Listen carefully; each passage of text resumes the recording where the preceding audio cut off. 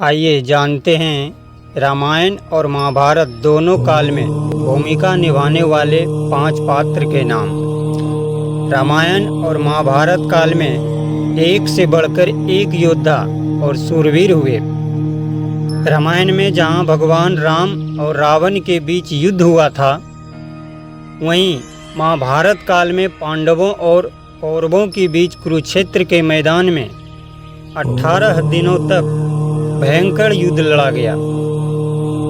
रामायण और महाभारत में कुछ ऐसे योद्धा थे जो दोनों युगों में अपनी भूमिका निभाई।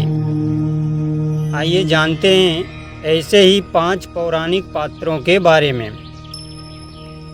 पात्र नंबर 1, परशुराम। परशुराम भगवान शिव के अवतार थे। परशुराम का जन्म ब्राह्मण कुल में हुआ था। ब्राह्मण कुल में पैदा होने के बाद भी उनके अंदर क्षत्रियों जैसा गुण था। भगवान परशुराम रामायण और महाभारत काल दोनों में उपस्थित थे। परशुराम ने रामायण काल में सीता स्वयंवर में धनुष टूटने के बाद भगवान राम को चुनौती दी थी।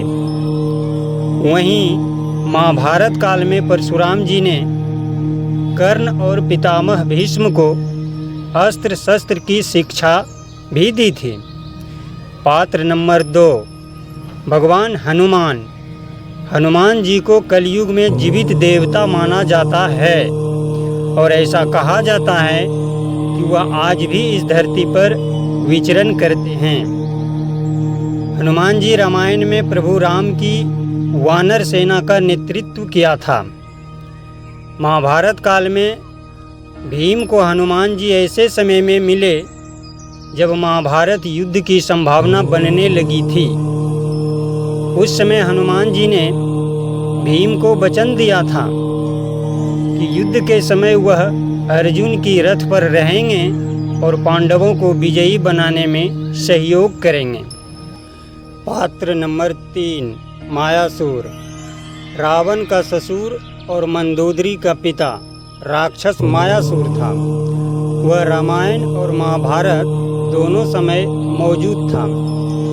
महाभारत काल में भगवान श्री कृष्ण ने जब इसके प्राण लेने चाहे तब अर्जुन ने मायासुर को जीवन दान दिलाया था।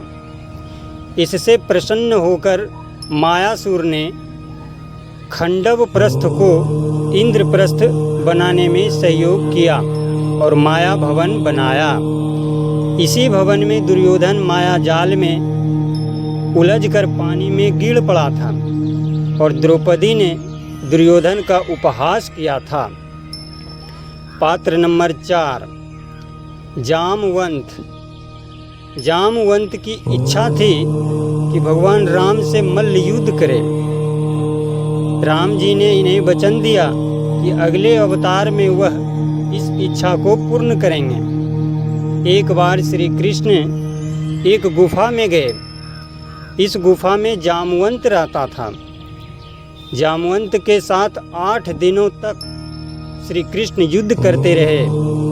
इसके बाद जामवंत को एहसास हुआ कि श्री कृष्ण वास्तव में उनके प्रभु श्री राम हैं। इसके बाद जामवंत ने अपनी पुत्री जामवंती का विवाह श्री कृष्ण से कर दिया। पात्र नंबर 5, महर्षि दुर्वासा।